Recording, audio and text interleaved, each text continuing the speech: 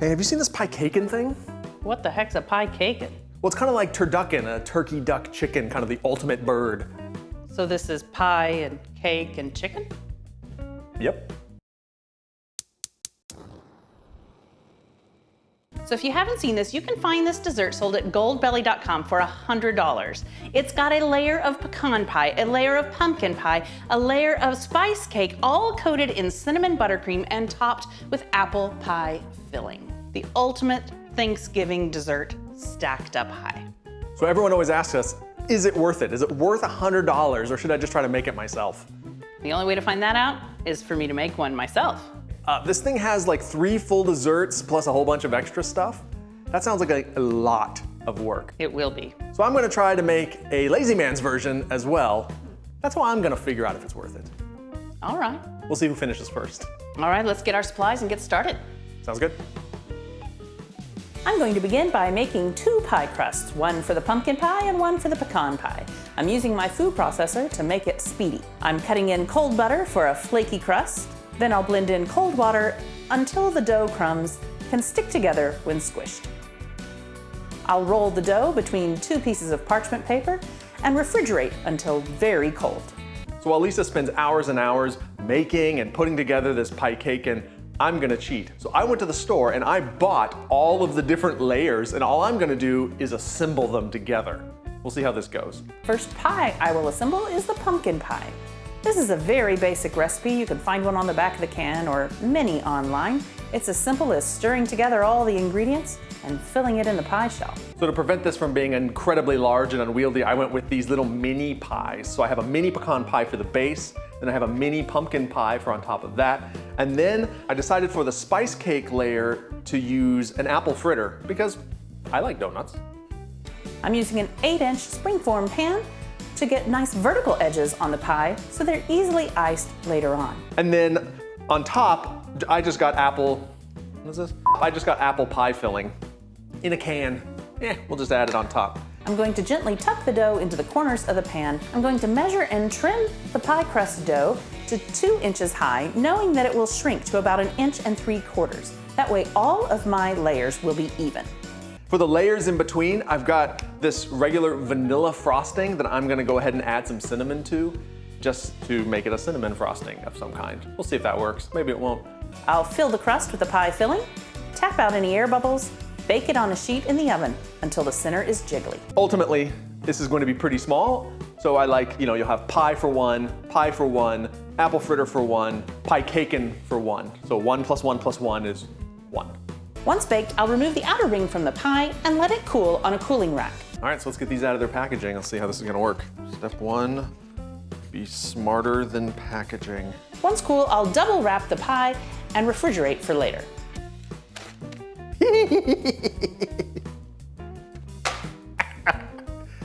Perfect. While the pumpkin pie is baking, I get started on the spice cake layer. Okay, so I'm gonna have to get this out of the tin. There we go. These little tin. I've been waiting to try this recipe from Paula Deen for a couple of years, so I'm very excited. Save these for later, maybe a little hat for a doll. Not that I play with dolls. I cream the butter and sugar together, add the eggs.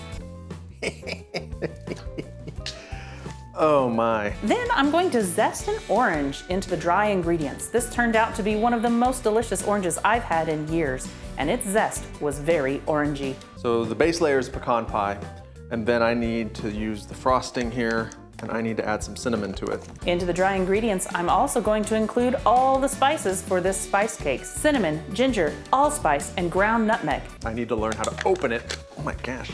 On with the creaming method, I'll alternate the dry ingredients with the buttermilk until it's fully blended. Ah, that looks incredibly processed. It's a very spicy cake, and it's delicious. Wow. I'm going to evenly distribute this batter among 3 pans and save 2 layers for later. Since there's no going back from adding too much, I'm gonna add just like a 1/4 teaspoon here. Once baked and cooled, I'll level the top, wrap it up, and cool it for later. It's getting late, but I'm gonna start this pecan pie tonight. This is another simple to stir together pie. It's just eggs, sugar, corn syrup, a little bit of cinnamon, salt, and vanilla. That mixes in perfectly. I'm going to chop these pecans because on the bottom layer, it will be much easier to cut through the whole cake if the pecans are already in small pieces. All right, so the way this thing works is there's like a layer between. Now I'm not gonna worry about the sides because once again, this is kind of the cheater version.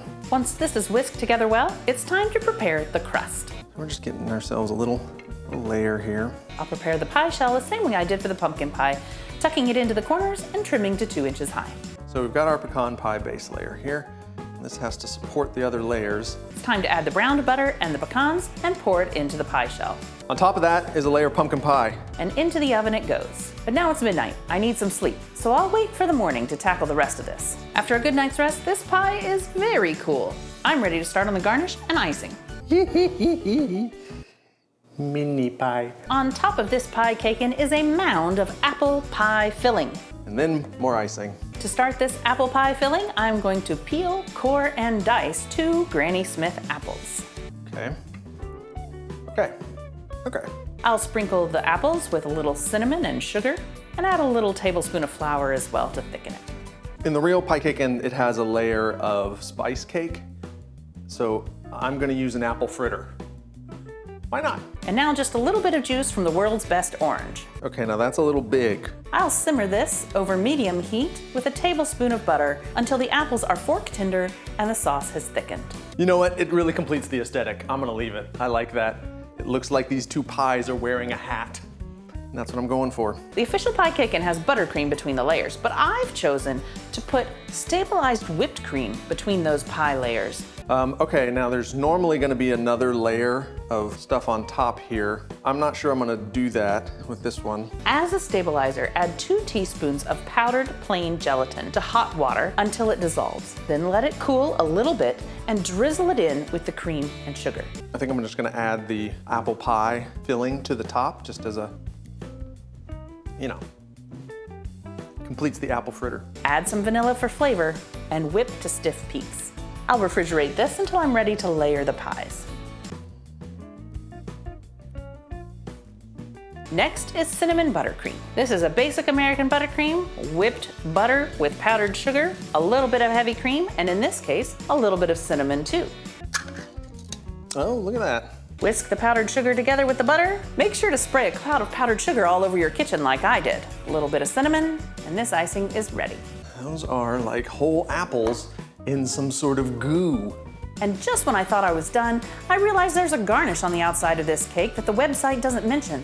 Since they don't tell me what it is, I had to guess, and I'm thinking maybe toffee?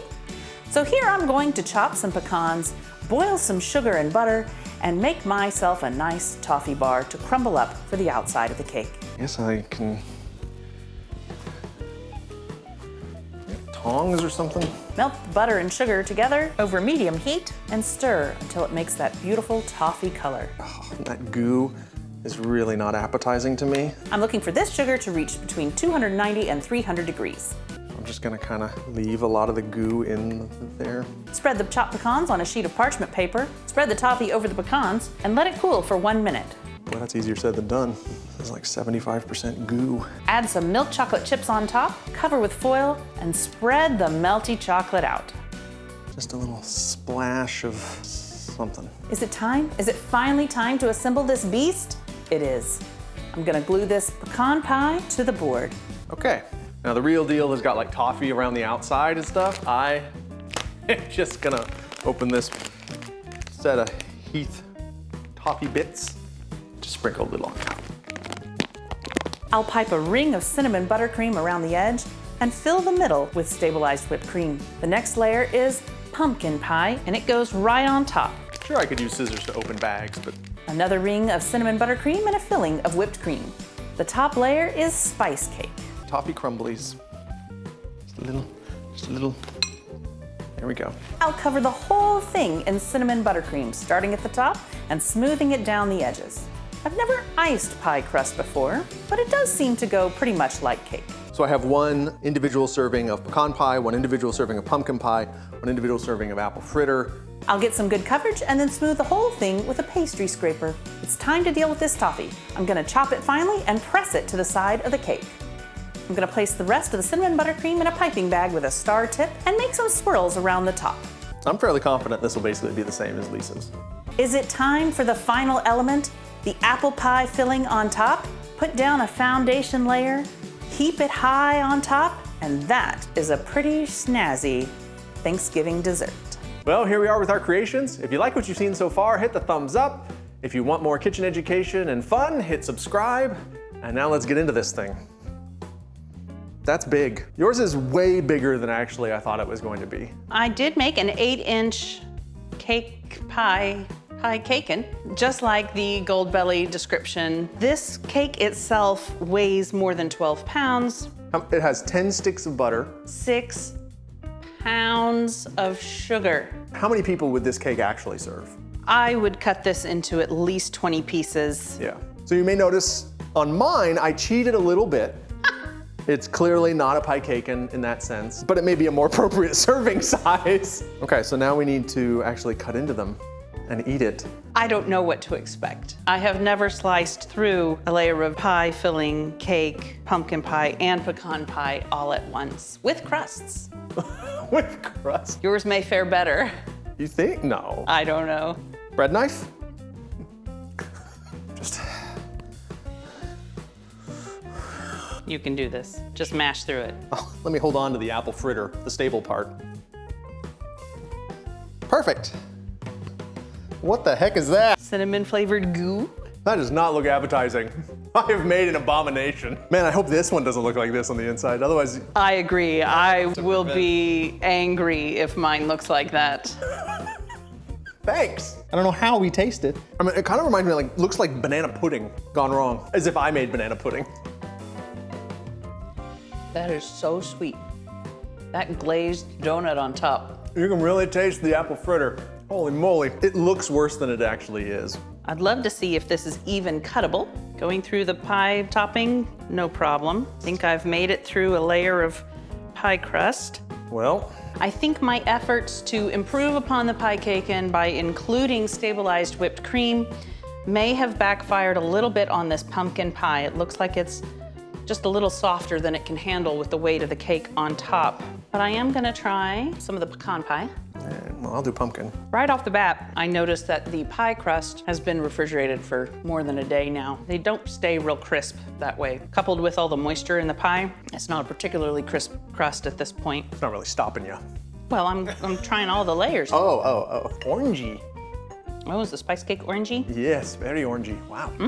It is orangey. That's surprising. I like the whipped cream with the pumpkin pie inside, but for structural stability, I can see why they chose to stick with the buttercream. Each element is really good. There's no real way to get it all on your fork at once. Yeah. This is a novelty, clearly. What? So going all the way back to our initial question, is it worth it? Well, let me get serious here for a second. Why does it cost $100? The real answer is this takes a lot of effort. This took me 8 hours, $40 in ingredients, 2 loads of dishes. A lot goes into this dessert. Professional bakers charge a lot because they do a lot of work. Now, having said that, this is a gimmick. I can't enjoy all 3 of these elements, 4 or 5 of these elements by themselves all in one bite. I am going to end up eating them individually anyway. I would rather have a slice of pecan and a slice of pumpkin pie on my plate, put some nice fresh whipped cream on top, and come back for some spice cake later. Now, if you only have a very small dessert table, maybe you live in a big city and live in a postage stamp. And you need a high-rise dessert. This is your, there you go. So if you do order one, let us know in the comments below. We'd love to hear about it. And if we did something wrong, let us know below. Maybe we can correct it, or maybe we can just make a full spice cake. Thanks for sticking with us, and we'll see you next time.